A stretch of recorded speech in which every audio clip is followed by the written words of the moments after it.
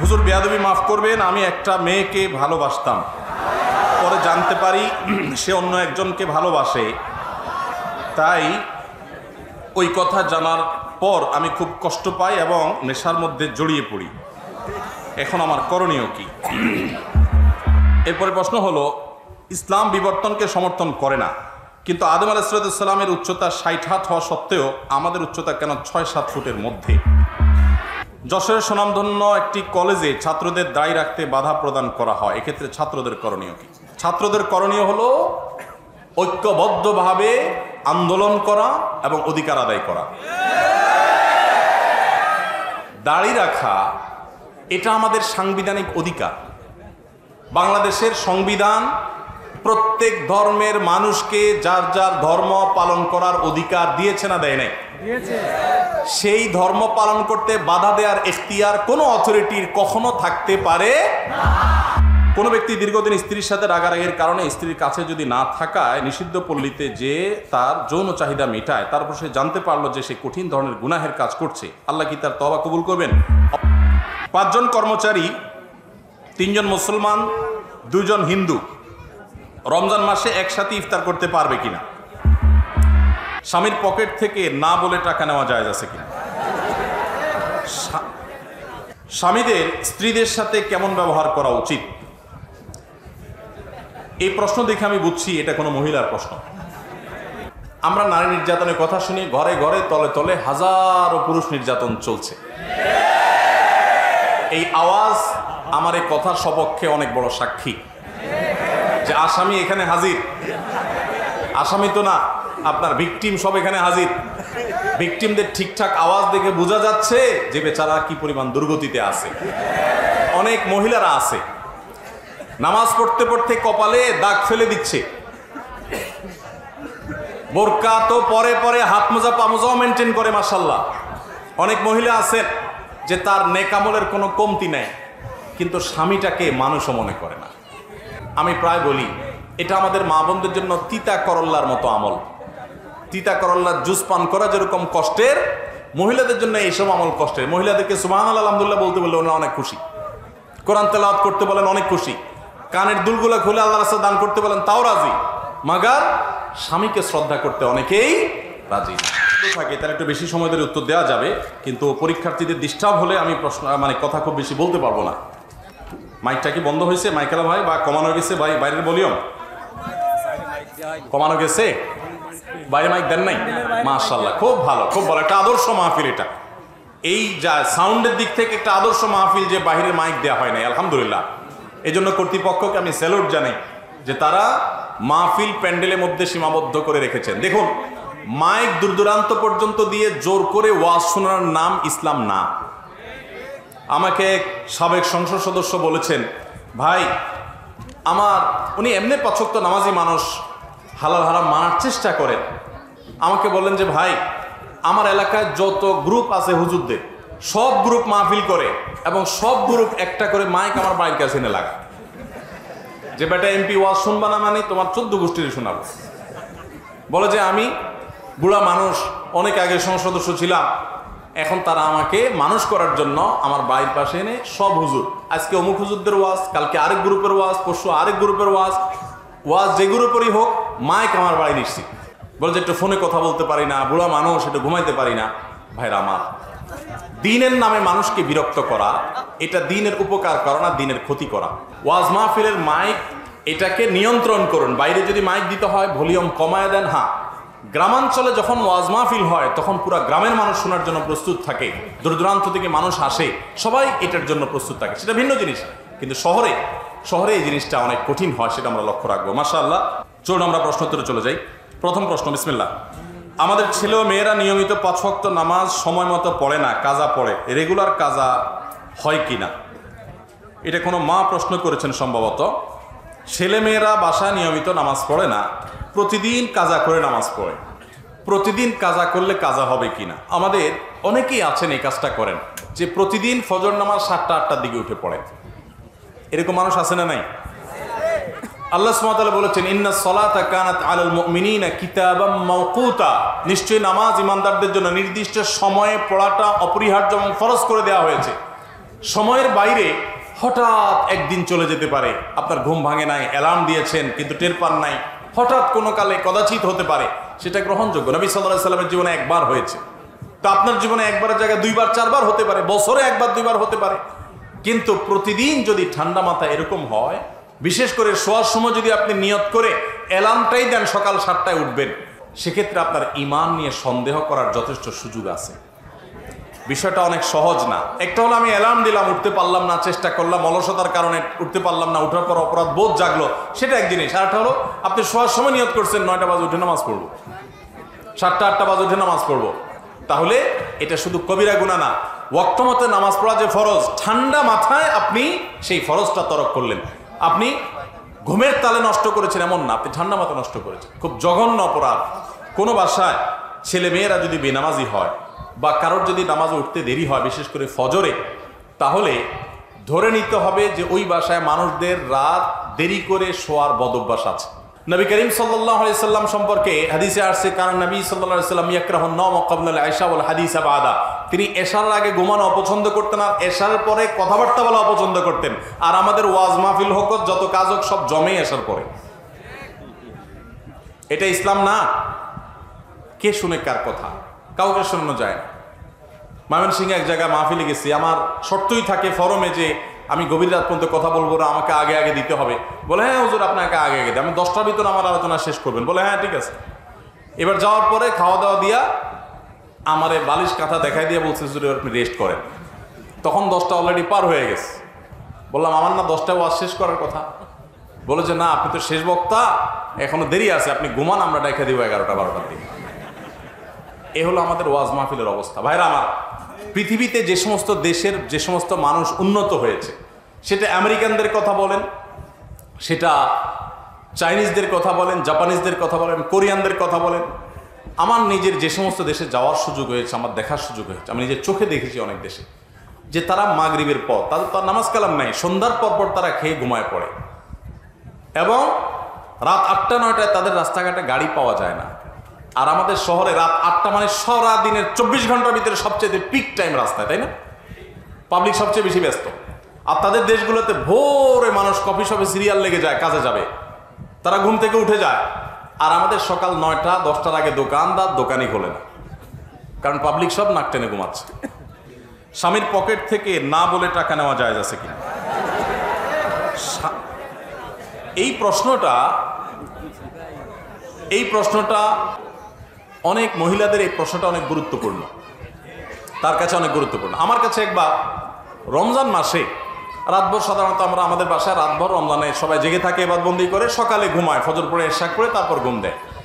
তো আমার মনে আছে যে রমজান মাসে এরকম একবার সকালে ঘুমাইছি, জোর আগে উঠে দেখি মোবাইলে একই নাম্বার থেকে অনেকবার কল, 15-20 বার বা এরকম অনেকবার কল। তো এত বেশি কল একটা নাম্বার থেকে দেখে কল ব্যাক করলাম যে কোনো কারো বিপদ হলো কিনা। পরে দেখি ওই পাশ থেকে এক মহিলা ধরলো। বললাম কি খবর, কোনো সমস্যা বোন, এতবার ফোন করেছেন, কে আপনি? তো বলে হুজুর আমার একটা জরুরি বিপদ হয়েছে বা একটা ইমার্জেন্সি সমস্যা হয়েছে, একটা জরুরি জানা দরকার, এই জন্য ফোন দিলাম। তাই আমি বললাম জরুরি তো বুঝছি, নাহলে এতবার কি ফোন দিয়েছেন, বলেন কি বিষয়। তখন বললো হুজুর বিষয়টা হলো স্বামীর পকেট থেকে টাকা চুরি করা জায়েজ হবে কিনা। তা আমি বললাম এটা জরুরি মাসালা হলো, তো এটার জন্য এতবার ফোন দিয়েছেন। আমার স্ত্রী পাশে ছিলেন, উনি শুনলেন। শোনার পর আমার স্ত্রী আমাকে বললেন, শোনো, তুমি সব কিছু নিজের মতো হিসাব করলে তো হবে না, ওই বেচারির জায়গায় তুমি চিন্তা করার চেষ্টা করো। সে হয়তো তার স্বামীর পকেটে জীবনে কঞ্জুস বেটা, হয়তো কোনোদিন টাকা পয়সা পায় নাই, আজকেই হয়তো চান্স পাইছে, এখনই তার মাসালার উত্তর দরকার, তো এটা তার জন্য ইমার্জেন্সি। তোমার কাছে এটা নাথিং হতে পারে। তো আপনারা হাসলে কি হবে, অনেক মহিলাদের কাছে এটা গুরুত্বপূর্ণ, কারণ অনেক কঞ্জুস স্বামী আছে, হাত খরচের টাকাও দেয় না, যার কারণে বেচারি চুরির চিন্তা করা ছাড়া উপায় থাকে না। যদিও এখানে বেচারিরও দোষ আছে। দোষ কি?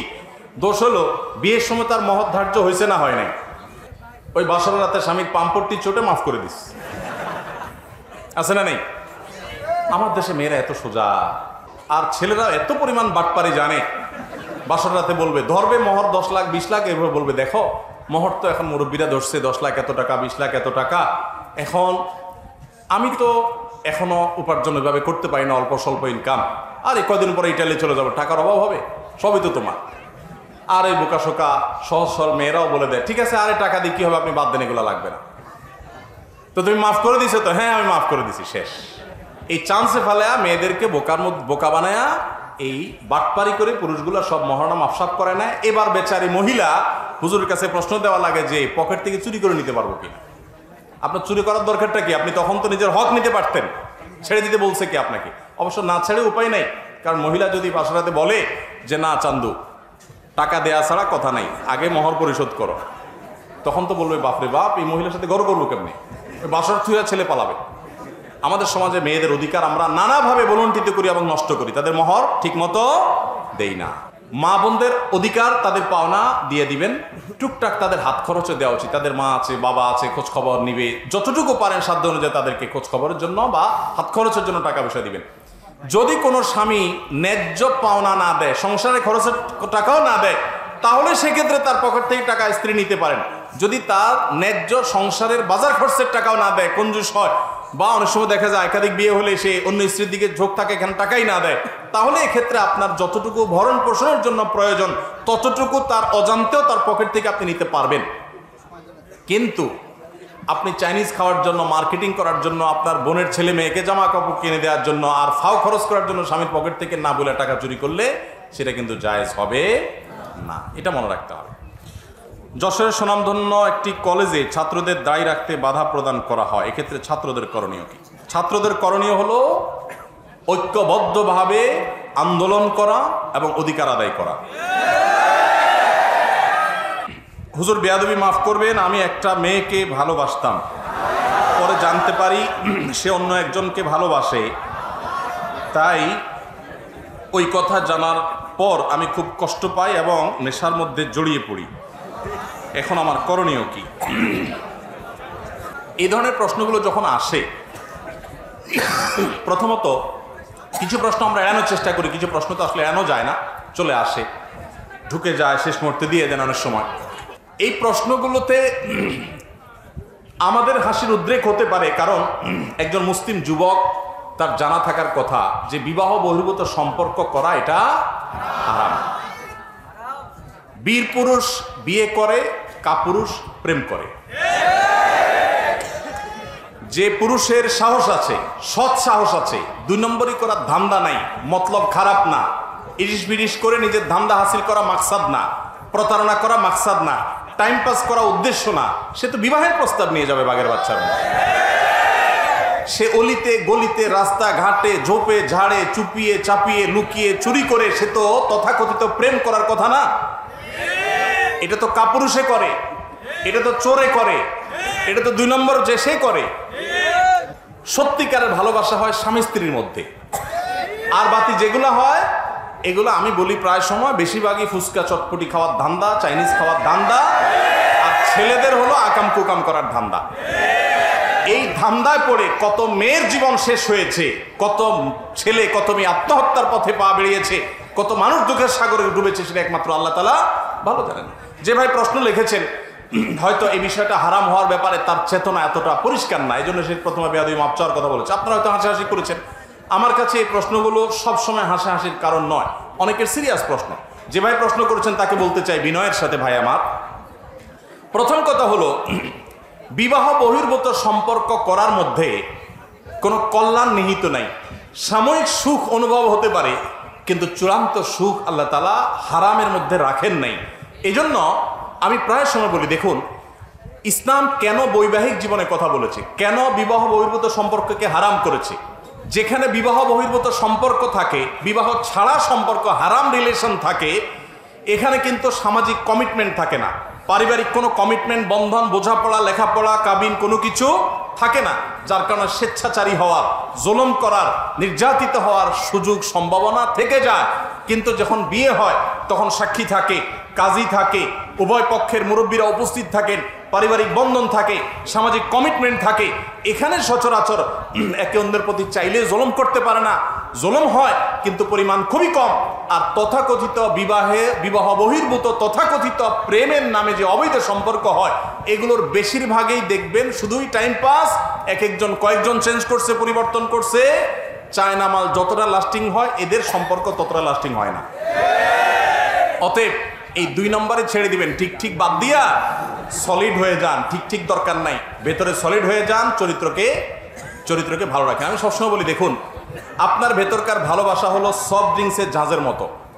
সফট ড্রিঙ্কসের জাহাজ খুলে ফেলবেন, 2-4 ঘন্টা খুলে রাখবেন, জাহাজ কিন্তু আর থাকবে না। আল্লাহ সুবহানাহু ওয়া তাআলা বুক ভরা ভালোবাসা দিয়েছেন, ভালোবাসা রাখার জায়গা পাচ্ছেন না। ইমানদার তার রবকে ভালোবাসবে, তার মাকে ভালোবাসবে, তার বাবাকে ভালোবাসবে, প্রতিবেশীকে ভালোবাসবে, বড়দেরকে ভালোবাসবে, ছোটদেরকে ভালোবাসবে, আল্লাহর জন্য মানুষকে ভালোবাসবে। ভালোবাসা রাখার জায়গা পাচ্ছেন না, অজায়গায় কুজায়গা খুঁজছেন। এরপর তার ভালোবাসা উজাড় করে যে তার স্ত্রীকে, বৈধ স্ত্রীকে, তার হালাল সঙ্গীকে সে তার ভালোবাসাকে নিবেদন করবে। আর যারা রাস্তাঘাটে, স্কুলে, কলেজে, ইউনিভার্সিটিতে, মোড়ে মোড়ে, গলিতে অলিতে, চিপা চাপা সে তার ভালোবাসা যেখানে সেখানে বিলায় বেড়াইছে, ভালোবাসা যেখানে সেখানে যত্র দিয়ে দিছে, এদের ওই সফট ড্রিঙ্কসের ঝাঁজের মতো ভালোবাসাটা কমতে কমতে একটা পর্যায়ে এগুলো যখন বিয়ে করবে তখন আর ভালোবাসা দেখবেন খুঁজে পাবে না, কারণ সব তো আগে শেষ করে ফেলছে। এখন দেখবেন যে সে ভালোবাসা আর নাই।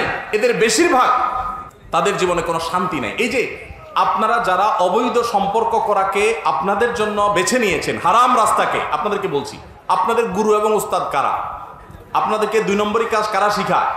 নাটক সিনেমাতে সারাদিন অভিনয় করে আপনাদেরকে বিভিন্ন অভিনেতারা শিখায় কিভাবে আপনার তথাকথিত অবৈধ প্রেম জয় করার জন্য মা বাবারে নাখোশ করতে হবে, ধর্মের বাইরে চলে যেতে হবে, সমাজের বাইরে চলে যেতে হবে, তারপরেও তথাকথিত প্রেম জয় করতে হবে।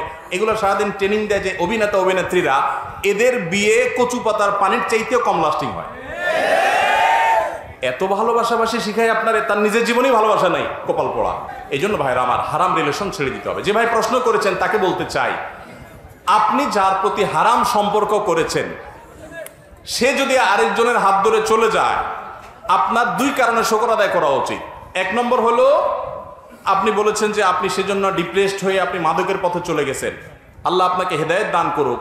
আপনি বরং খুশি হওয়া উচিত এই কারণে যে প্রথমত সে চলে যাওয়ার কারণে আরেকজনের কাছে আল্লাহ আপনাকে হারাম থেকে বাঁচাইছে।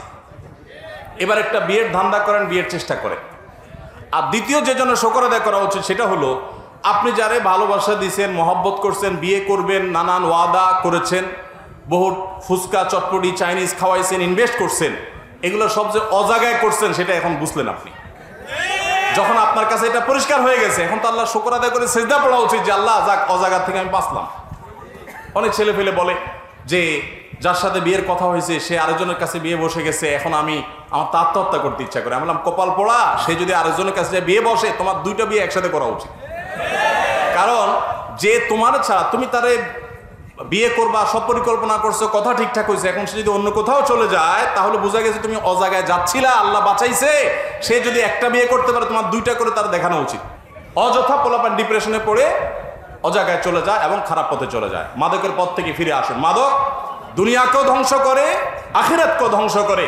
মাদক সব কিছুকে শেষ করে দেয়।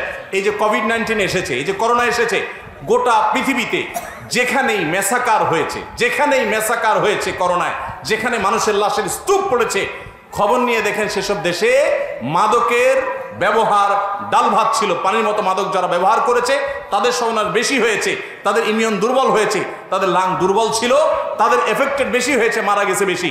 মুসলমানরা তুলনামূলকভাবে, আপনি বাংলাদেশের কথা যদি বলেন, আমাদের পাশে ভারতে, দিল্লিতে লাশ দাহ করার ব্যবস্থা পর্যন্ত থমকে পড়েছিল, এরকম ভয়ঙ্কর অবস্থা পড়েছে। তখনকার পত্রপত্রিকা আপনারা দেখেন নাই? কিন্তু সেই তুলনায় আমাদের এই গরিব দেশে কিছুই হয় নাই, আলহামদুলিল্লাহ। ওই তুলনায় কিছুই হয় নাই উল্লেখযোগ্য। যদি হতো তো আমাদের এই গরিব দেশে সামাল দেওয়ার ক্ষমতা আমাদের ছিল না।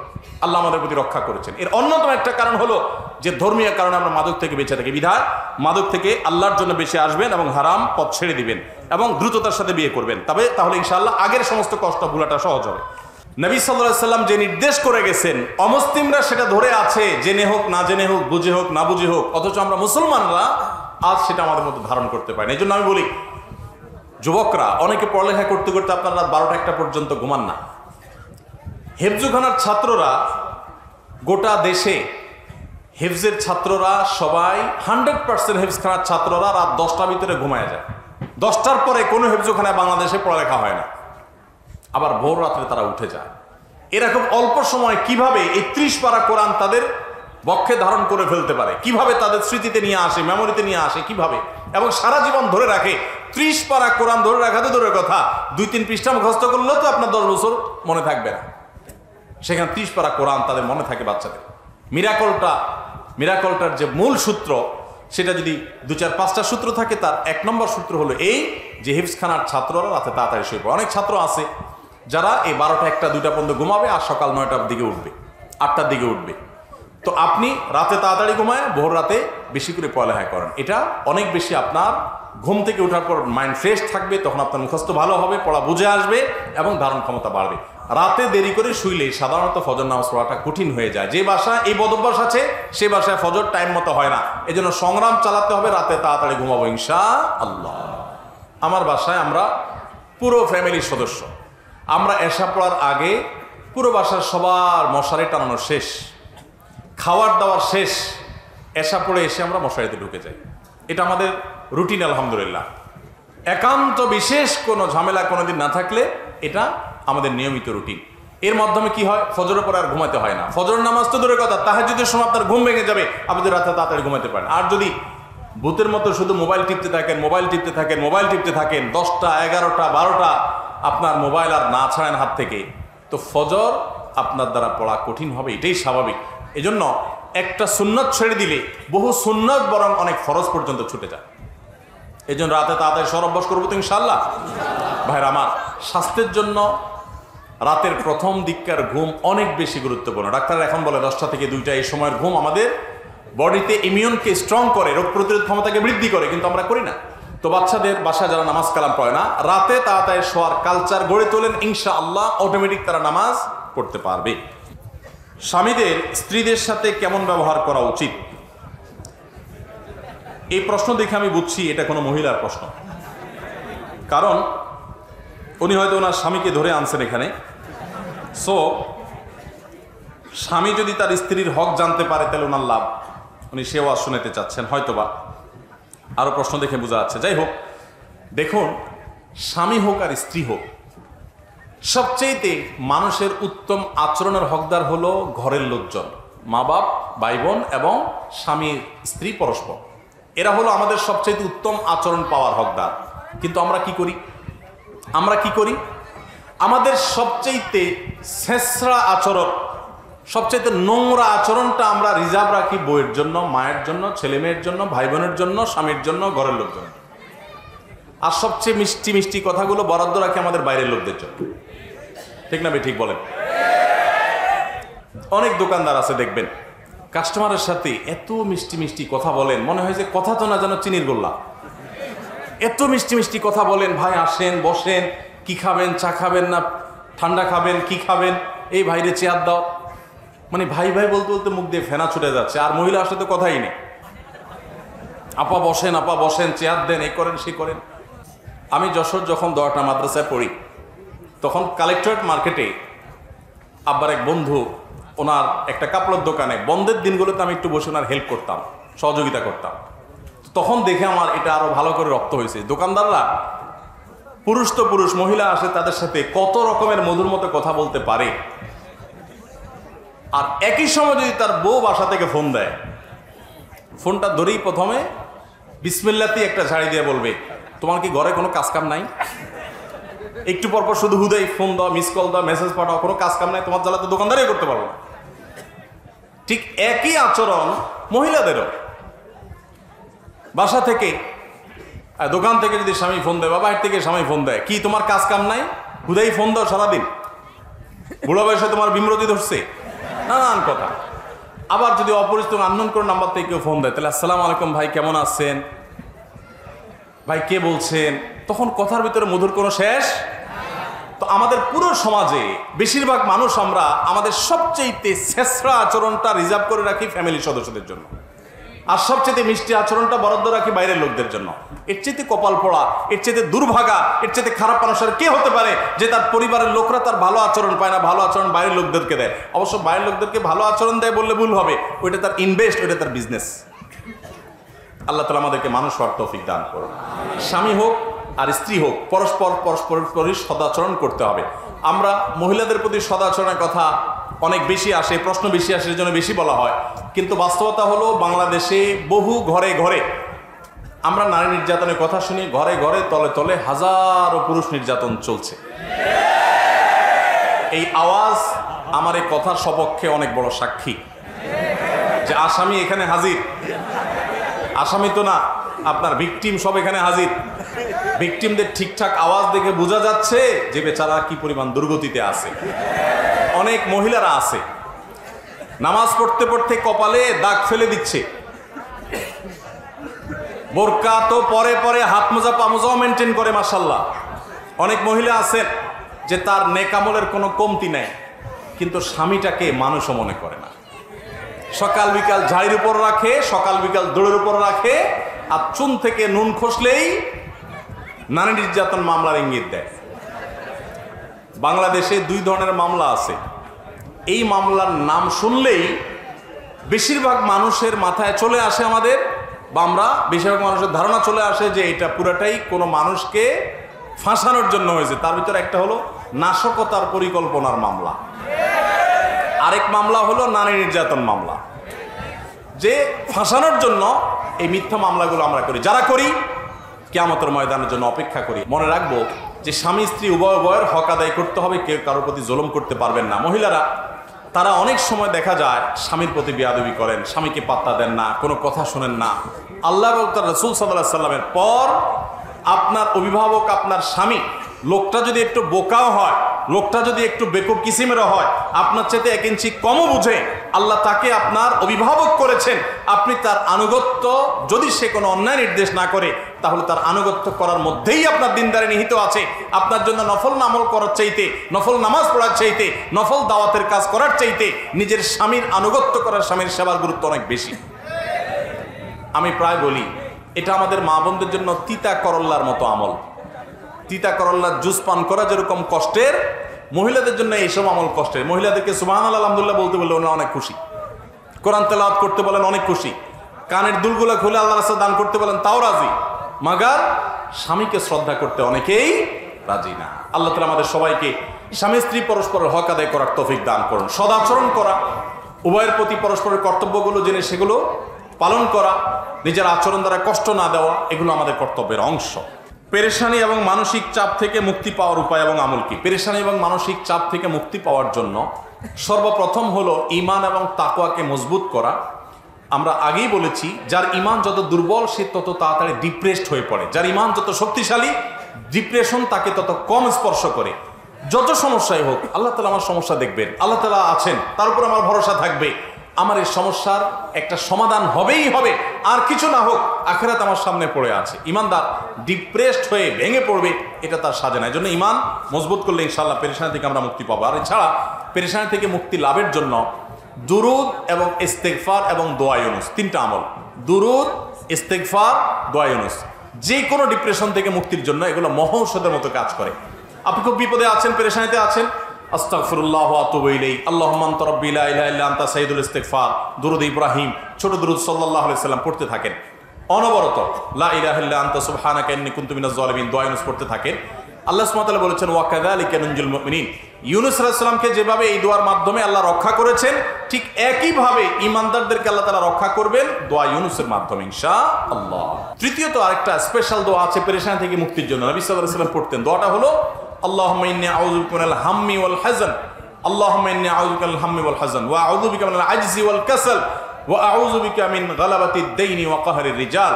আল্লাহ আপনার কাছে পেরেশানি থেকে, ডিপ্রেশন থেকে, চিন্তা থেকে, দুশ্চিন্তা থেকে আপনার কাছে পানা চাই, মুক্তি চাই। আল্লাহ তাআলা আপনার অন্তরকে প্রশান্ত করবেন ইনশাআল্লাহ। আর সর্বশেষ আমল হলো ভোর রাতে তাহাজ্জুদের সময় উঠে চোখের পানি ফেলে আল্লাহর কাছে দোয়া করবেন ইনশাআল্লাহ। আল্লাহ তাআলা অসাধ্যকে সাধন করে দিবেন। ঢাকায় বাংলাদেশের প্রথম সারির একটা ব্যবসা প্রতিষ্ঠান, 1, 2, 3 পড়বে এরকম একটা ব্যবসা প্রতিষ্ঠান, একটা কর্পোরেট অফিসে আমার একটা কাজে একবার যেতে হয়েছে। তো সেখানে এক ভদ্রলোকের সাথে দেখা, সে অফিসের বড় কর্মকর্তা। উনি আমাকে দেখে খুব আবেগ আপ্লুত হলেন এবং আমাকে একটা সময় ওনার অফিসে দাওয়াত করলেন, চা খাওয়ার জন্য গেলাম। প্রসঙ্গত উনি বললেন যে ভাই, আমার জীবনে আপনার একটা কথার প্রভাবে আমার পুরো জীবনটাকে পরিবর্তন করছে। আমার একটা আগ্রহ তৈরি হলো, কি এমন কথা যে একটা লোকের জীবনটাকে চেঞ্জ করে দিছে, বলেন ভাই। তখন লোকটা আমাকে বললেন যে ভাই, আমার এমন একটা রোগ হয়েছে যে দেশ তো দেশের বাইরে বিভিন্ন চিকিৎসা আমার নেওয়া হয়েছে, বিভিন্ন হসপিটালে আমি ট্রিটমেন্ট নিয়েছি, কিন্তু আমার কোনো সমাধান হয় নাই, কোনো রোগ ভালো হয় নাই। শেষ পর্যন্ত কোম্পানির চাকরি ছেড়ে গ্রামে চলে গেছি, জাস্ট মরার অপেক্ষা। কারণ আমার এ রোগ থেকে মুক্তির কোনো উপায় নাই, কষ্টের কোনো শেষ নাই, যে কোনো মুহূর্তে মৃত্যু আসবে, এটার জন্য অপেক্ষা করছি। তো এর মধ্যে আপনার এক আলোচনা থেকে তাহাজ্জুদের সময় অসাধ্য সাধন হয়, ভোর রাতের দোয়া অসম্ভব সম্ভব হয়, এটা জানার পর ওই দিন থেকে তাহাজ্জুদ পড়া শুরু করলাম। কয়েকদিন পড়ার পর একদিন তাহাজ্জুদে প্রচুর কান্নাকাটি করলাম, তাহাজ্জুদ পড়ে প্রচুর আল্লাহর কাছে চোখের পানি ফেললাম, সিজদা পড়ে থাকলাম। এরপর তাহাজ্জুদের নামাজ পড়ার পর সকাল থেকে আমার শরীর থেকে সেই রোগ যে উধাও হয়েছে, এখন আবার কোম্পানিতে ব্যাক করে আমি চেয়ারে বসে কাজ করছি। আমার রোগ হওয়ার আগে আমি যতটা সুস্থ ছিলাম, আল্লাহর কসম এখন আমি তার চাইতে অনেক গুণ বেশি সুস্থ। এখনো বেঁচে আছেন এই লোকটা, আমার সাথে যোগাযোগ হয়নি, আমি তো প্রায় যোগাযোগ হয় ভাইরা আমার। এই জন্য ডিপ্রেশন থেকে বাঁচার জন্য আল্লাহর কাছে চোখের পানি ফেলে দোয়া করে। মানুষের কাছে বললে পেরেশানি আরো বাড়ে, আবার না বললে আপনি হালকাও হবেন না। চোখের পানি ফেলে আল্লাহকে মন খুলে বলেন, একাকি কেউ যেন না শুনেছি। সারা বছর তাহাজ্জুদ পড়তে পারেন না, কিন্তু রমজানে তো আপনি সারি খেতে উঠেন। সারি খেতে উঠলে ওই টাইমে ভোর রাতে একটু আল্লাহর কাছে দোয়া করি, টাইমে দোয়া কবুল হয়। আল্লাহ তাআলা আমাদের সবাইকে তৌফিক দান করুন। বিভিন্ন সময় আমাদের কিছু জিনিসে পা লাগলে আমরা হাত দিয়ে ছুঁয়ে, বুকে ও মাথায় ছুঁয়ে সালাম করি, এটা কতটুকু যুক্তিসঙ্গত? এটা কি ঠিক? কোনো কিছু যদি পা স্পর্শ হয়, কোনো কিছুতে পা লাগে, একজন মানুষের গায়ে পা লাগছে, আমরা তার গাটাকে স্পর্শ করে চুমো খাই বা বুকে হাত রাখি। এটা মূলত করি হলো যে পাও লাগাটাকে আমাদের সমাজে অসম্মানজনক মনে করা হয়। আমার পা লাগাটা যে ভুলে হয়ে গেছে, জাস্ট সেটা বোঝাবার জন্য আমরা এটা করি। সো এরকম যদি হয় তাহলে সেক্ষেত্রে শুধুমাত্র এই বার্তা দিলাম এর মাধ্যমে যে আমি মূলত ইচ্ছাকৃত আপনার পায়ে গায়ে আমি লাথি দেই নাই, পা দেই নাই, এটা ভুলে লেগে গেছে, টাচ করে তাকে শুধু এটা আমি বোঝালাম, এটুকু ঠিক আছে, কোনো অসুবিধা নেই। কারণ প্রত্যেক অঞ্চলের মানুষের ভাষা, তাদের আচরণ, তাদের মনের ভাব ব্যক্ত করার পদ্ধতি ভিন্ন ভিন্ন হতে পারে, এবং এভাবে আমরা আমাদের জাস্ট মনের ভাবটাকে ব্যক্ত করছি, এখানে কোনো অন্যায় হচ্ছে না। শুধুমাত্র বলছি সরি বা দুঃখিত বা আমি ইচ্ছাকৃত মানি না, এই কথাটাকে আমরা একটা আচরণ দিয়ে বোঝালাম, কোনো অসুবিধা নেই। তবে কোনো জিনিসে পাওয়া লাগলে সেখানে ওইটা ছোঁয়াছুঁইতে কিছু আসে যায় না, কারণ ওই জিনিসের প্রতি তো আর সম্মান অসম্মান জিনিস তো আর বুঝবে না যে তাকে ছুঁয়ে আমি আবার সরি বলেছি। অতএব জিনিস পাও লেগে গেছে, যদি এই জিনিসটা পাও লাগার মতো জিনিস না হয়, খাদ্য, সেখানে পা লেগে গেছে, তাহলে সেক্ষেত্রে আমার সতর্ক হতে হবে পরবর্তী জনের জন্য এটা না হয়। কিন্তু সেখানে ছোঁয়াছুঁই করার কোনো যৌক্তিক কারণ নাই। কিন্তু কোনো মানুষের গায়ে লেগে গেছে, আমরা ছুঁয়ে নিলাম, টাচ করলাম, ধরলাম, বুঝালাম, এটা জায়েজ হতে পারে ইনশাআল্লাহ। তাহলে বাবার বাড়ি নাটোর, সেখানে কসর পড়বো নাকি পুরো নামাজ পড়বো? একজন বোন প্রশ্ন করেছেন, মেয়েরা বাবার বাড়িতে গেলে সফরের নামাজ অর্থাৎ কসর পড়বেন না পুরো নামাজ পড়বেন? এর উত্তর হলো যে মেয়েরা বিয়ের পর স্বামীর সংসারে যখন চলে আসে, এটা তাদের স্থায়ী ঠিকানা হয়। বাবার বাড়ি তখন তারা সেখানে গেস্ট এবং মেহমান হিসাবে যান, বিধায় সেখানে তিনি কসরের নামাজ পড়বেন। কিন্তু যদি কোনো মেয়ের বাবার বাড়িতে থাকার ব্যবস্থা থাকে, স্বামী সন্তান নিয়ে তিনি সেখানেও মাঝে মধ্যে থাকেন, তাহলে সেক্ষেত্রে সেটা তার একটা হোম, সেকেন্ড হোমের মতো হবে, সেটা তার আরেকটা বাড়ির মতো হবে, সেখানে তিনি পুরো নামাজ পড়বেন। বাট ম্যাক্সিমাম মেয়েদের এই ব্যবস্থা নাই, বাবার বাড়িতে গেলে জাস্ট একটা কক্ষ তাকে দেওয়া হয়, তিনি থাকেন, বেড়ায় আবার চলে আসেন। এরকম যদি হয় তাহলে তিনি বাবার বাড়িতে কসরের নামাজ পড়বেন, যদি সেটা সফরের দূরত্ব হয়। আর যদি কাছাকাছি হয় তাহলে তার কসরের কষ্ট নেই। অজু অবস্থা বা নামাজের মাঝে বাচ্চাদের টয়লেট ক্লিন করার প্রয়োজন হলে আবার কি অজু করতে হবে, নাকি আগের অজুতেই নামাজ পড়া যাবে? বাচ্চার বয়স 21 মাস, মেয়ে বাচ্চা। ছেলে বাচ্চা হোক আর মেয়ে বাচ্চা হোক, বড় হোক আর ছোট হোক, পেশাব পায়খানা করেছে, তাদের প্যান্ট, তাদের প্যাম্পাস ইত্যাদি আপনি পরিষ্কার করেছেন, এগুলো পরিষ্কার করার কারণে আপনার অজু নষ্ট হবে না। তবে যদি হাতে ময়লা লাগে, যে জায়গায় ময়লা লেগেছে ওই জায়গাটা ধুয়ে ফেলবেন, বা সেটুকু যথেষ্ট, আর নতুন কিছু আপনাকে করতে হবে না। আমার 2021 সালে করোনা হয়েছিল, আমি 8-10 দিন আইসিইউতে ছিলাম, আল্লাহ আমাকে বাঁচিয়ে রেখেছেন, পুরোটাই আল্লাহর ইচ্ছা। তারপর থেকে আমার একটার পর একটা অসুখ লেগেই থাকে, আমি একদমই সুস্থ থাকতে পারি না। এখন আমার কিছু মনে থাকে না, বেশি সময় ধরে কোরআন শরীফ ওজিফা বই পড়তে পারি না। আপনি আমার পরিবার ও সন্তানের জন্য খাস দিলে দোয়া করবেন, আমার জন্য দোয়া করবেন। আমাকে এমন একটা আমল লিখে দিবেন যেন আমি মারা গিয়ে আল্লাহর সামনে মুখ দেখাতে পারি। সবশেষে আমার ছোট মেয়ের জন্য দোয়া করবেন। আল্লাহ তাআলা আপনার প্রতি রহম করুক এবং আপনার মেয়ে এবং পরিবারের প্রতি রহম করুক। সেই সাথে আপনার জন্য যে আমলে কথা বলবো সেটা হলো, কোনো গুনাহে লিপ্ত হবেন না। আল্লাহ তাআলা আইসিইউ থেকে আপনাকে ফিরিয়ে এনেছেন, করোনার সময় আমারও করোনা হয়েছে, আমি হসপিটালে ভর্তি ছিলাম, সেখানে কত মানুষ অসহায় হয়ে গেছে আমরা দেখেছি। আমার এক পরিচিত বন্ধু ঢাকা মেডিকেল কলেজের ডাক্তার, তিনি বলেছেন যে এক লোক আমার রুগী হয়ে করোনার সময় এসছে, তার প্রথম করোনা পজিটিভ হওয়ার পরে সে কোনো পাত্তাই দিচ্ছে না এবং কোনো সাইড দিচ্ছে না, বলে যে আমি খুব স্ট্রং মানুষ, খুব ফিট মানুষ, আমি অনেক এক্সারসাইজ করি, আর কিছুই হবে না। বলে যে 2-4-5 দিন যাওয়ার পর আস্তে আস্তে আস্তে আস্তে যখন সে উইক হয়ে আসছে, একটা পর্যায়ে আইসিইউতে চলে গেছে, তখন সে একদম আইসিইউ যাওয়ার আগ মুহূর্তে সে একেবারে সুর মতো সোজা হয়ে গেছে, তার সব বাহাদুরি শেষ পর্যন্ত লোকটা বেঁচে ছিল। এবং ওই ডাক্তার সাহেব আমাকে বলেন যে যতবার দেখা হয় তার সাথে আমি জিজ্ঞেস করি কি খবর আপনার বাহাদুরির, তো বলে যে মাথাটা তার নিচু হয়ে যায়। এক মুহূর্তেরও প্রয়োজন হয় না আল্লাহ তাআলা মানুষকে সোজা করার জন্য, দুর্বল করার জন্য। তো এরকম কঠিন সময় থেকে আল্লাহ ফিরিয়ে এনেছেন, সেজন্য আল্লাহ শুকরিয়া আদায় করবেন আর সকল গুনাহ থেকে, হারাম থেকে বেঁচে থাকবেন। আগের গুনাহগুলোর জন্য তওবা ইস্তেগফার করতে থাকবেন, বেশি বেশি চোখের পানি ফেলতে থাকবেন। এটা ইনশাআল্লাহ সবচেয়ে গুরুত্বপূর্ণ আমল। আমার আব্বু 18 সাল থেকে হজে যাব করে যায় না, বলে ছেলেদের পড়ালেখা এত খরচ, তাদের মানুষ করে নেই, ইনশাআল্লাহ যাব। তার সত্যি খরচ অনেক, অথচ কিছু সম্পদ বিক্রি করলেই যেতে পারে। আমাদের অর্থনৈতিক অবস্থা আলহামদুলিল্লাহ ভালো, তাকে নসিহতপূর্বক কিছু বলুন। দেখুন, প্রথম কথা হলো যে মাশাআল্লাহ এটা ভালো কথা যে ছেলে বাপরে নসিহত করার জন্য চিঠি লিখেছে, এটা তো অনেক আনন্দের বিষয়। আমাদের ঘরে যে এরকম ছেলে আছে যে বাবার সংশোধন চায়, এটা তো আনন্দের বিষয় আলহামদুলিল্লাহ। যদি সম্পদ বিক্রি করে হজে যাওয়ার প্রশ্ন আসে, তাহলে আমরা বলবো মানুষ যে সম্পদের উপর নির্ভরশীল, ধরেন একটা বাড়ির ভাড়া পেয়ে আপনার সংসার চলে, দোকানে ভাড়া পেয়ে আপনার সংসার চলে, জমির চাষাবাদ দিয়ে আপনার সংসার চলে, তো ওইটা বিক্রি করে শরীয়ত আপনাকে হজ করতে বলে না। কিন্তু যেটার উপর আপনি নির্ভরশীল না, যেটা আপনার অতিরিক্ত প্রয়োজনে, সেটা বিক্রি করেও আপনাকে হজ করতে হবে। আর ছেলে মেয়ের খরচের জন্য, অন্যান্য খরচের জন্য আপনি লক্ষ টাকা খরচ করতে পারেন মাসে, কিন্তু হজের জন্য আপনি টাকা জমাতে পারেন না, এটা অবশ্যই দুর্ভাগ্যের ব্যাপার। আমাদের কাছে দুনিয়া প্রাধান্য পেয়ে যাওয়ার কারণে এই দুরবস্থা হয়। যারা আখেরাতের প্রতি ঈমান আনে তাদের কাছে আখেরাতটাই অনেক বড় থাকে, পাশাপাশি তারা দুনিয়াকে চালিয়ে যায়। অতএব এরকম মানুষকে আমি বলবো, কোনো আল্লাহওয়ালা, কোনো নেককার মানুষের সোহবত, কোনো আমলদার মানুষের, কোনো আব্দে সালেহ বা নেককার আল্লাহওয়ালা মানুষের সোহবতে তাকে বেশি বেশি নেন। ইনশাআল্লাহ আশা করা যায় তার ভিতরে দুনিয়ামুখিতা কমবে এবং দিনদারিতা বাড়বে। এতিম বাচ্চাদের জন্য দান সাদকা চাইতে আসে, এটা কি দেওয়া উচিত? এতিম বাচ্চাদের জন্য দান সাদকা যারা চাইতে আসে, এটার একটা রূপ ঢাকায় আছে, যশোরেও আছে, আমি জানি। সেটা হলো কিছু বাচ্চা কাচ্চা ছেলে ফেলেকে পাঠায় দেয় বিভিন্ন এতিমখানার রসিদ দিয়া, কাগজপত্র দিয়ে, তারা এসে বলে আমরা এতিমখানা থেকে আসছি, আমাদের কোরআন শরীফ কিনতে টাকা লাগবে, আমাদের খাবারের টাকা নেই। এসে ঘরে ঘরে তারা নক করে, আসেনি? এদেরকে পাইলে বাচ্চাদেরকে তো আর, তাদেরকে তো আর কিছু বলা উচিত হবে না। বাচ্চাদেরকে ধরে একটু ভালো বুড়া খাওয়ান আর বলেন যে তোমাদের হুজুরে ফোন করো, একসাথে যত টাকা পয়সা সব হুজুরে দেব। এরপরে হুজুর আসার পরে তারা বসে ভালো করে সাইজ করেন, আর এটা হুজুরের বিজনেস যদি হয় তাহলে তাকে আইনের হাতে সুপর্দ করে দেন। কারণ এদের বড় একটা অংশ ফ্রড, প্রতারক। তারা এই বাচ্চাগুলোকে পুঁজি হিসাবে ব্যবহার করে এবং এটা ইসলাম এবং মুসলমানদের জন্য অপমানজনক। আমরা আমাদের আসুন্নাহ ফাউন্ডেশন থেকে ইয়েতিম লালন পালন করার জন্য ইয়েতিম আমরা খুঁজে পাই না। খুঁজে পাই না মানে কি? এতিম যারা আছে বিভিন্ন মাদ্রাসায় তাদের স্পন্সর আছে, স্পন্সর নাই এরকম এতিম আমরা খুঁজি। আমরা সার্কুলার দেই প্রতি বছর যে সারা দেশে যত এতিম আছে, যারা অসহায় আছে, তারা আবেদন করেন, তাদের শতভাগ স্কলারশিপ, তাদের সকল খরচ খরচা আমরা বহন করব আমাদের এতিম ফান্ড থেকে। তো সেখানে প্রপার এতিম পাইতে কষ্ট হয়ে যায়, আর এখানে এতিম খানা পায় না, দুয়ারে দুয়ারে খানা আর কোরআন শরীফ কিনতে টাকার জন্য যায়। এদের অনেককে আমি ধরেছি এবং তাদের হুজুরদের ফোন দেওয়ার পর সদুত্তর দিতে পারে না। এদের অনেকেই প্রকৃত অর্থে হুজুরও না, জাস্ট লেবাস লাগাইছে, এই বাচ্চাগুলো দিকে তারা বিজনেস করে।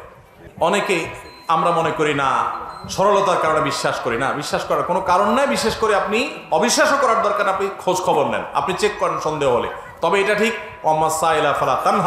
যারা মানুষের কাছে চায় তাদেরকে ধমক দিতে আল্লাহ নিষেধ করেছেন, বিধায় তাদেরকে, বাচ্চাদেরকে আপনি ধমক দিবেন না, কিন্তু নাটের গুরুগুলোকে খুঁজে বের করবেন যে কেন আল্লাহর দ্বীনকে তুমি অপমান করছো।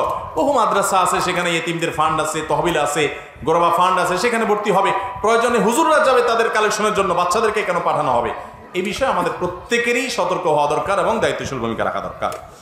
যাদের জাকাত দেওয়া ফরজ, তারা জাকাত দেয় না, তাদের নিয়ে কিছু আলোচনা করেন। জাকাত যারা দেন না, সম্পদ সঞ্চয় করে রাখেন, আল্লাহ কোরআনে বলেছেন ইয়াউমা ইউহমা আলাইহা ফি নারি জাহান্নাম ফাতাকু বিহা জিবাহুহুম ওয়া জুনুবুহুম হাযা মা কানাসতুম লিআনফুসিকুম ফাযুকু মা কুনতুম তাকনিজুন। আল্লাহ বলেছেন কিয়ামতের ময়দানে যেই সম্পদ আপনি জাকাত না দিয়ে সঞ্চয় করেছেন, এগুলোকে জাহান্নামের আগুনে, এই সম্পদগুলোকে পাত বানিয়ে উত্তপ্ত করে জাকাত আদায় করে না, যে সেই ব্যক্তির কপালে, ললাটে, পিঠে, পার্শ্বদেশে ছেক দেয়া হবে আর বলা হবে যেই সম্পদ গুনে গুনে সঞ্চয় করেছো, জাকাত দাও নাই, আজকে সেই সম্পদের স্বাদ ভোগ করো। জাকাতকে নবী সাল্লাল্লাহু আলাইহি ওয়াসাল্লাম বলেছেন কিয়ামতের আগে একটা সময় আসবে যে জাকাতকে মানুষ জরিমানা মনে করবে, এটাকে অর্থদণ্ড মনে করবে, লস মনে করবে, যে এটা দিয়ে দিলাম আমার তো কোনো ব্যাক আসবে না। এটা কিয়ামতের আলামত যে মানুষ এটাকে জরিমানা মনে করে। মনে রাখবেন, জাকাত কখনো লসের প্রজেক্ট না। আপনি যেটা জাকাত দিয়েছেন আপনার আখিরাতের অ্যাকাউন্টে জমা হয়ে গেছে, এটা আপনার কেউ নিতে পারবে না, বিনিময় আল্লাহর কাছে পাবেন। সো এটা আপনার জন্য লসের কোনো জিনিস না, এটাকে জরিমানা মনে করা অনুচিত। জাকাতের গুরুত্ব যদি আমরা বুঝতাম তাহলে জাকাত আমরা কেউ দেওয়া থেকে বিরত থাকতাম না। জাকাত ইসলামের ফরজ বিধান শুধু না, ইসলামের নামাজের পরে যেই রোকনের গুরুত্ব সেটা হলো জাকাত। আমরা আমাদের দেশে সাধারণত বলি নামাজ, রোজা। রোজা আসলে হওয়ার কথা নামাজ, জাকাত। নামাজ জাকাত না নামাজ রোজা? নামাজের পরে রোজা আসে না জাকাত আসে? আল্লাহ গোটা কোরআন জুড়ে বলেছেন আকিমুস সালাহ ওয়া আতুজ যাকাত।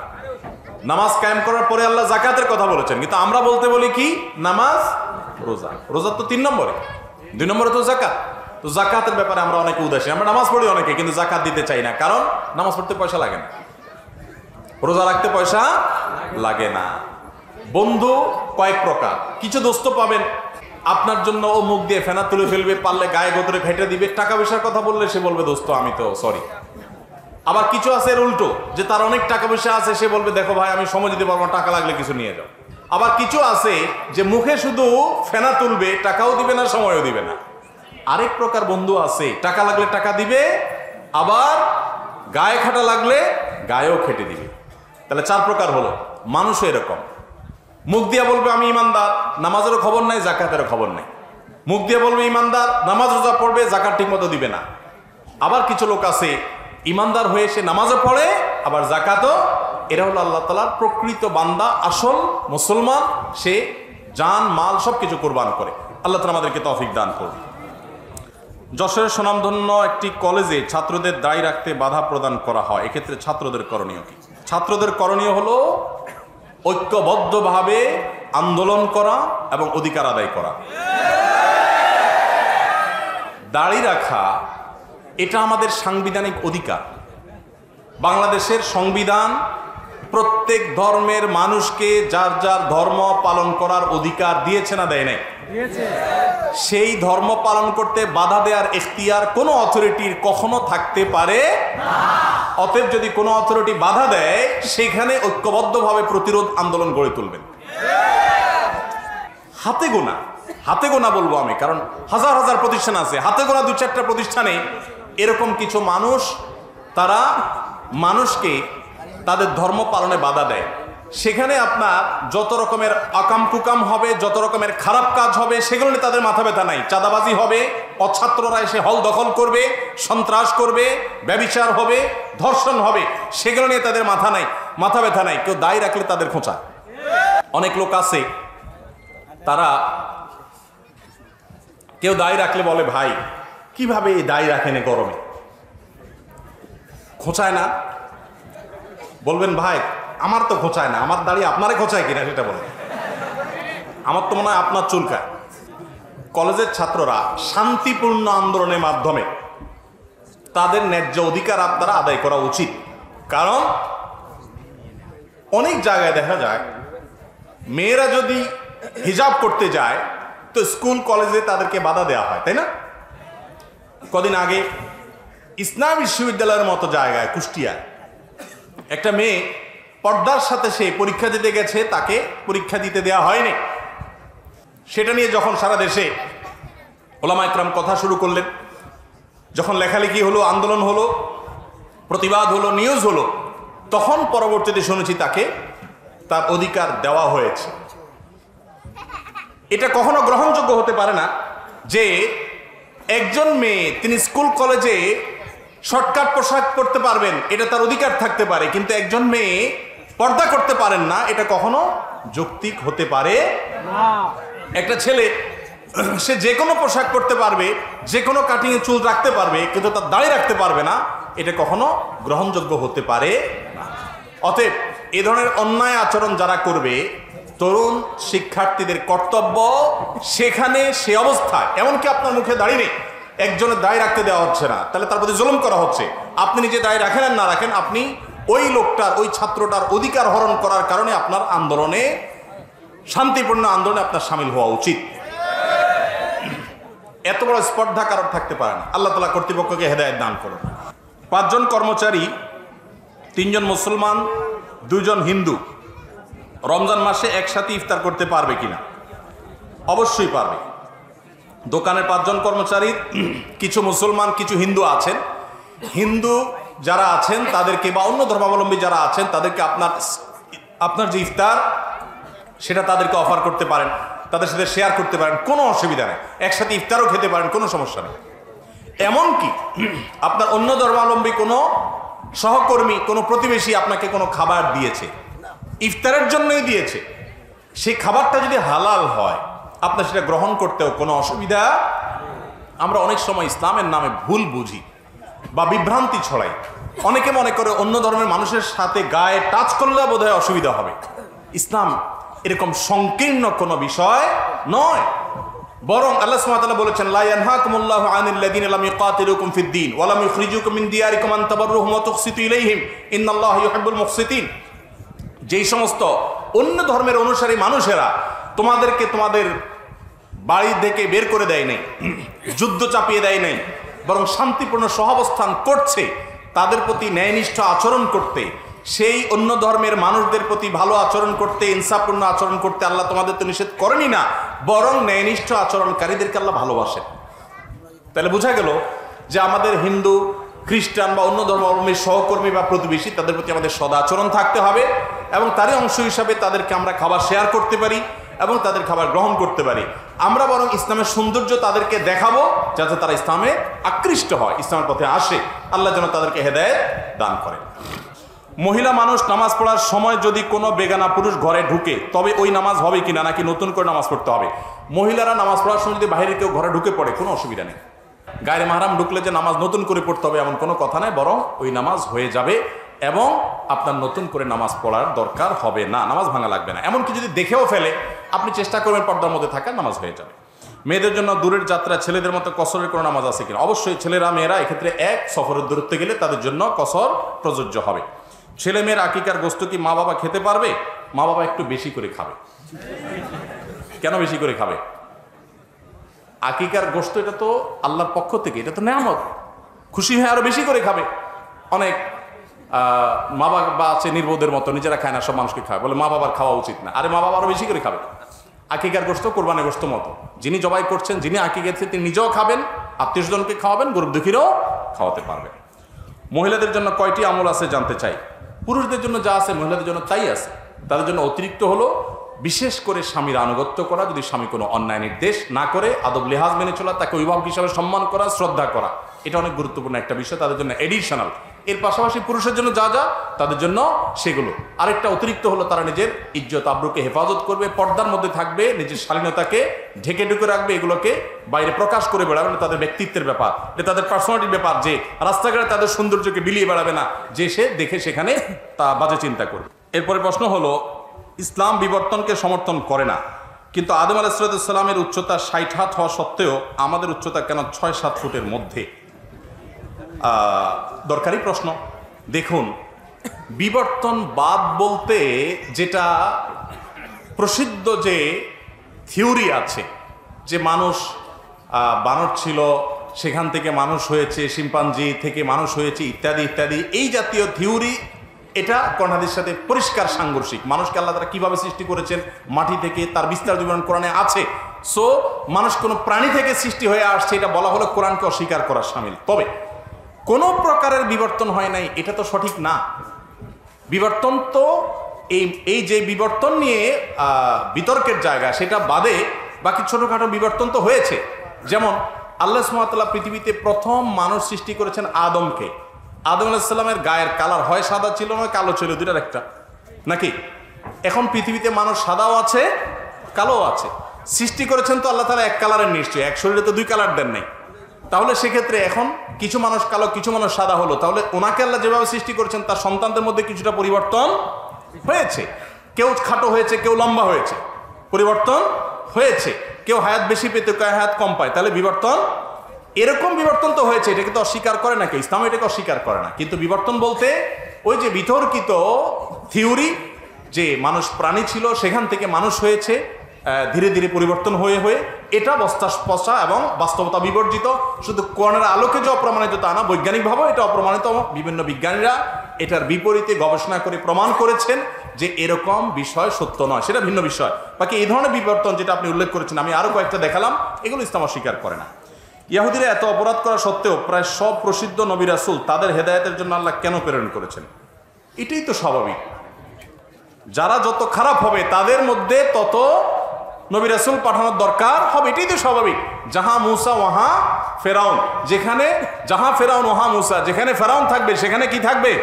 মুসা থাকবে। যারা যত খারাপ তাদেরকে সাইজ করার জন্য তত বেশি নবী রাসূলের দরকার হবে, এটাই তো স্বাভাবিক। মহারণের টাকা দিয়ে দেওয়ার সাথে খোরপোশের টাকা দিলে তালাক হয়ে যাবে কিনা? না, এরকম তো কোনো কথা নেই। খোরপোশ মহারণের টাকা দিলে তালাক হবে কেন? বরং মহারণের টাকা তো দিয়ে দেওয়া উচিত। দেখেন, রাসূল আকরাম সাল্লাল্লাহু আলাইহি ওয়াসাল্লাম ফাতিমা রাদিয়াল্লাহু তাআলা আনহা বিয়ে যখন আলী তাআলার সাথে কথা ঠিক হয়েছে, তিনি নিজে নবী সাল্লাল্লাহু আলাইহি ওয়াসাল্লামকে শর্ত দিয়েছেন যে আমার মহর কিন্তু আগে পরিশোধ করতে হবে। আমার দেশে এখন যদি মেয়েরা বলে যে বাবা মহরের টাকা আগে পরিশোধ করতে হবে, বাবা বলবে বাবা রে মেয়েটা যে কি, আর স্বামীও বলবে যে কি খায় রাক্ষস। তো এটা ইসলাম তাদেরকে অধিকার দিয়েছে, অধিকার থেকে বঞ্চিত করার সুযোগ আমাদের নাই।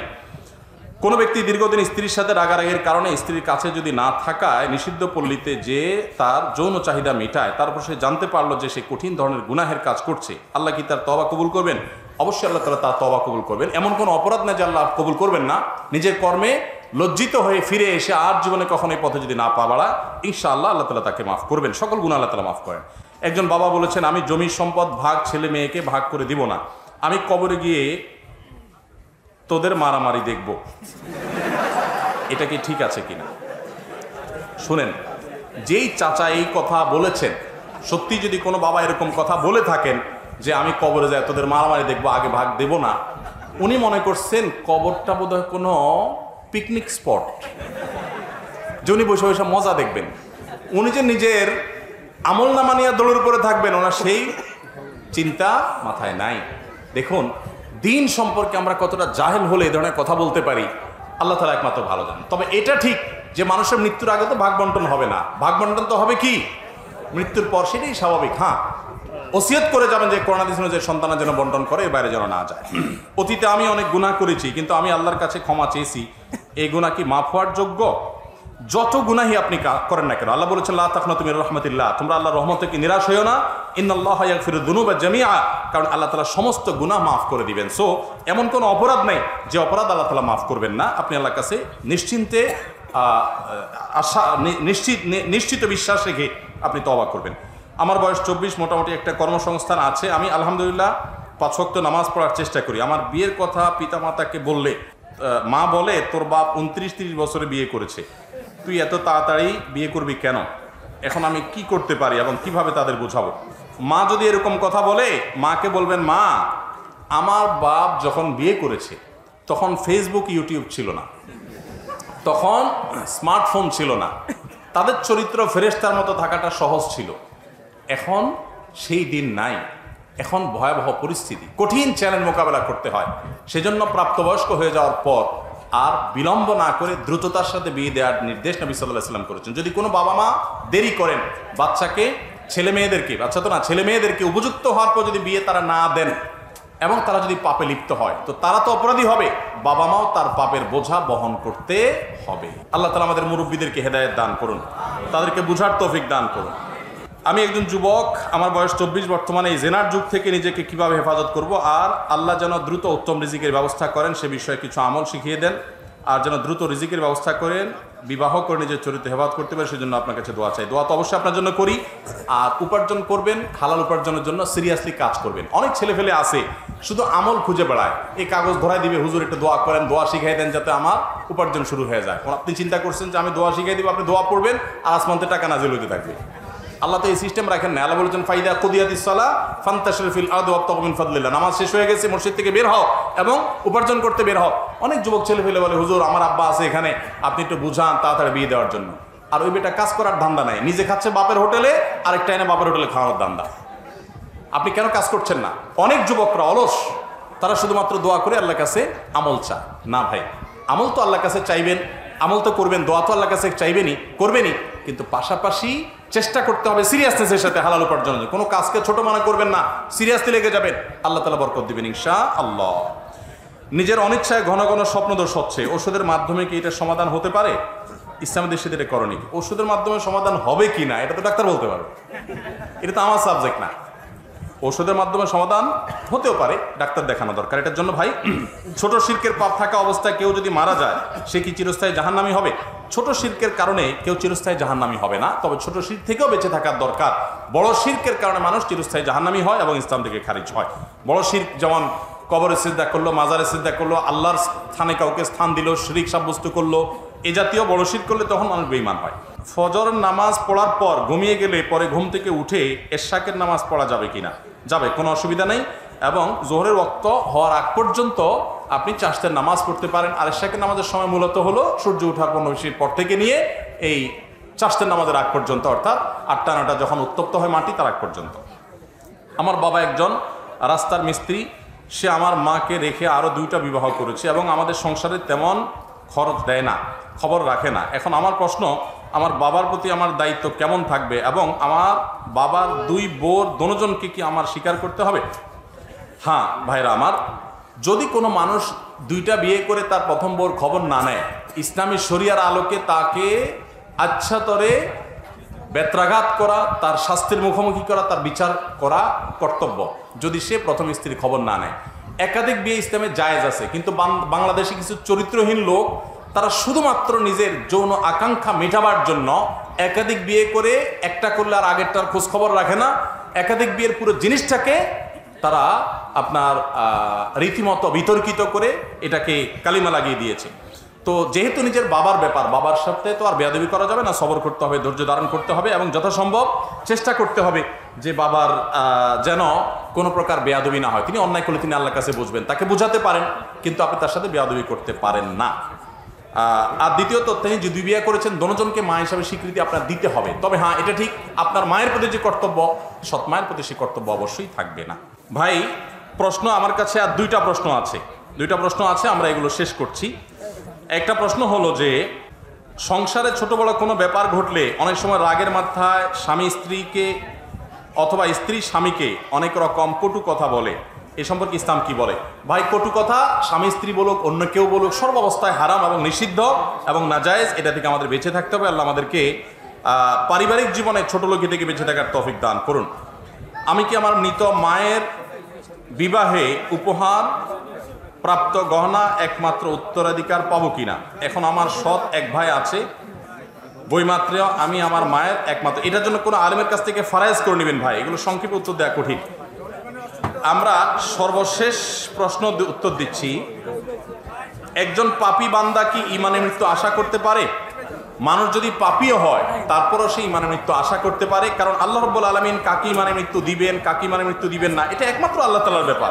আল্লাহ তাআলা যে কোনো ব্যক্তিকে ঈমানের মৃত্যু দিতে পারেন। তবে পাপী হয়েও ঈমানের মৃত্যু আসার জন্য তার যেটি করা দরকার সেটা হলো তিনি ইস্তেগফার করবেন, আল্লাহর কাছে আগে গুনাহ থেকে মুক্তি চাইবেন, পাশাপাশি তিনি আল্লাহর কাছে ঈমানের মৃত্যু কামনা করবেন। আল্লাহ তাআলা আমাদের সবাইকে যা শুনলাম জানলাম আমল করার তৌফিক দান করুন।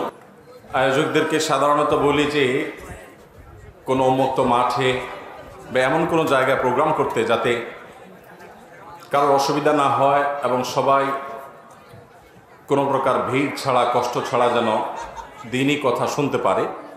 তো আজকে যেহেতু চতুর্দিকেই মানুষ এবং অনেকেরই কষ্ট হচ্ছে, আপনারা একটু ধৈর্য ধারণ করে কথা শুনবেন। আর শুরুতে আমাদের নিয়তটা সহি করা দরকার, আমরা কেন আসছি, আমাদের উদ্দেশ্যটা কি।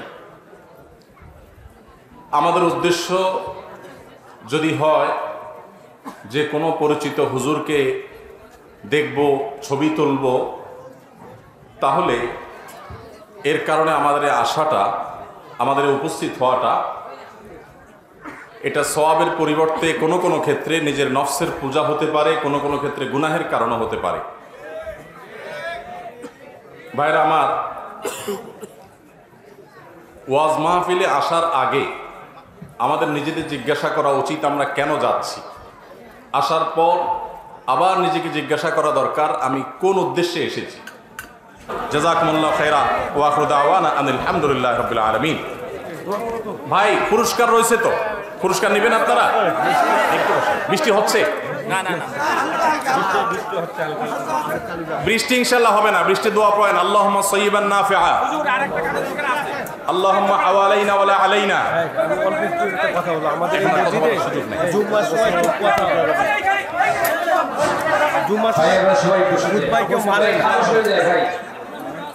দ্বিতীয় তলায় একবারে বাজারে, মানে মাছ বাজার যেরকম হয় সেরকম ভাই, আমাদের এই মসজিদে একটু বল।